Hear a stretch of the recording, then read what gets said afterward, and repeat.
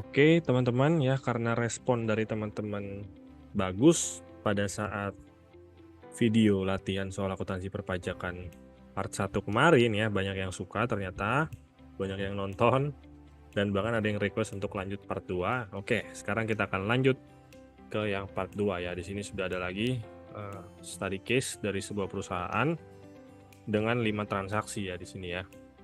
PT Amole PKP ya, atau pengusaha kena pajak, merupakan perusahaan perdagangan melakukan transaksi selama bulan Juli 2023 sebagai berikut. Yang pertama, tanggal 5 Juli, membeli persediaan barang dagangan BKP atau barang kena pajak. Berarti nanti ini kena PPN ya, karena dia barang kena pajak. Secara kredit dari PT Aselo seharga 60 juta rupiah. Nah, jadi kita di sini sistemnya, kita baca satu transaksi, langsung kita jawab, oke? Jadi pertama ini tanggal 5 Juli.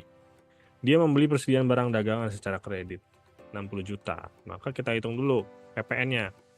Ya, di sini DPP-nya 60 juta. Maka PP-nya adalah 11% kan 60 juta yaitu 6.600.000. Selanjutnya kita jurnal dari sisi kita ya, PT Amole, karena kita membeli maka persediaan bertambah. Persediaan bertambah di debit sebesar 60 juta. Dan karena kita membeli, maka kita akan dipungut PPN oleh si penjual ya, sebesar 6.600.000. Pajak masukan di debit, sehingga utang usaha kita kan bertambah karena kita membeli secara kredit ya, jadi mencatatnya sebagai utang usaha di kredit sebesar 66.600.000. Selanjutnya dari sisi penjual yaitu si PT Aselo. Nah, karena dia mendapatkan penjualan kredit, maka dia akan mencatat piutang usaha bertambah di debit. Dan karena dia juga penjual, maka dia akan memungut PPN kan dari kita sebagai pembeli, maka dia mencatat pajak keluaran di kredit. Dan penjualan bertambah di kredit sebesar 60 juta, pajak keluarannya 6.600.000, sehingga piutang usahanya adalah 66.600.000 rupiah. Oke ya, gampang kan sebenarnya mah? Dibikin simpel aja ya. Ini untuk tanggal 5 Juli, udah beres. Oke, selanjutnya tanggal 8 Juli. Membayar utang dagang kepada PT Aselo atas pembelian tanggal 5 Juli dan mendapatkan cash discount 5%. Nah, jadi tanggal 8 nih kita langsung bayar nih utang kita atas pembelian tanggal 5 tadi ini kan. Karena mungkin bayarnya dalam tempo 3 hari, jadi kita dapat diskon nih ceritanya 5%. Oke, maka kita akan catat di sini jurnalnya, yaitu utang usaha kita tadi kan 66.600.000 kan. Karena kita sudah bayar, jadi pindah ke debit. Ya, utang berkurang di debit. Nah, karena kita dapat diskon pembelian, maka kita akan catat diskonnya di kredit, yaitu sebesar 5%. 5% dari mana? Dari harga barangnya ya, 60 juta, bukan dari 6 juta, bukan dari 66.600.000, karena 66.600.000 ini sudah termasuk PPN gitu. Ya, jadi kita ambil diskonnya itu 5% dari harga barangnya si 60 juta itu, sehingga diskonnya adalah 3 juta. Sehingga kas atau bank yang harus kita keluarkan itu hanya tinggal 63.600.000 rupiah karena ada diskon 3 juta ini ya. Dan dari sisi PT Aselo sebagai penjual, maka dia akan mendapatkan kas ataupun bank masuk ya, kas bertambah di debit sebesar 63.600 ini ya.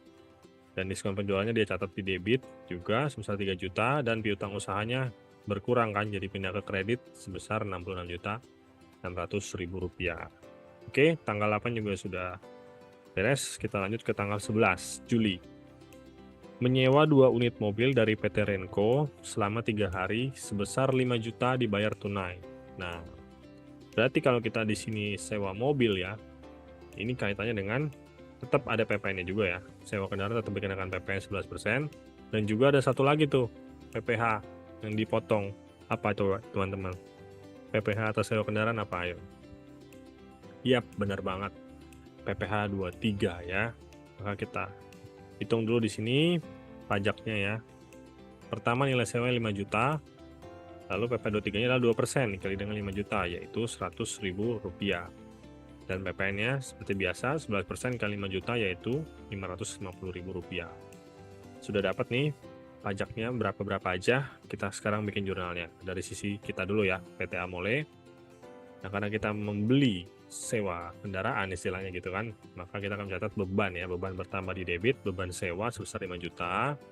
Dan karena kita dipungut PPN ya, kita kan sebagai pembeli, maka kita akan dipungut PPN oleh si penjual, yaitu sebesar 550.000, maka kita mencatat pajak masukan di debit 550.000. Lalu kita karena di sini posisinya sebagai pembeli, maka kita yang motong PPh 23 ya, sebesar 100.000 ini kan. Maka kita catat dulu sebagai utang nih di kredit. Utang PP 23 di kredit 100.000 karena kita kan baru motong, belum setor ke kas negara. Jadi catat dulu sebagai utang. Sehingga kas yang benar-benar kita keluarkan adalah untuk bayar sewa mobil ini yaitu 5.450.000. Hasil dari beban sewa 5 juta tambah dengan PPN-nya 550.000 dikurangi dengan PPh-nya 100.000. Begitu ya.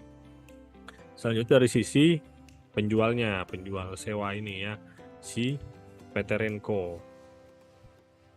Dia kan berarti dapat uang dong ya kan, dia kan menyewakan kendaraannya, dia dapat uang, dan juga dia tadi kan kita potong PPh sehingga dia mencatat PPh 23 dibayar di muka di debit, dan dia juga mengungut PPN dari kita sehingga dia sebagai penjual akan mencatatnya sebagai pajak keluaran di kredit. Dan tentunya pendapatan sewanya, pendapatan bertambah di kredit. Angkanya sama ya dengan yang tadi kita punya ini. Oke, dan by the way di sini kas ya, karena tadi kan secara tunai, jadi kita mencatatnya sebagai kas ya, bukan bank atau kas atau bank, karena sudah jelas tunai berarti kas gitu. Oke. Tanggal 11 juga sudah selesai, teman-teman. Kita lanjut ke tanggal 13 Juli. Penjual barang dagangan kepada PT Marta secara kredit sebesar 90 juta. Harga pokok penjualan barang tersebut adalah 60 juta. Nah, di sini dia ada juga HPP-nya ya, dikasih tahu, berarti nanti kita jurnal juga HPP-nya gitu. Oke. Seperti biasa ya, kalau kita jual barang ya pasti kena PPN lah gitu kan. Kita hitung dulu PPN-nya di sini.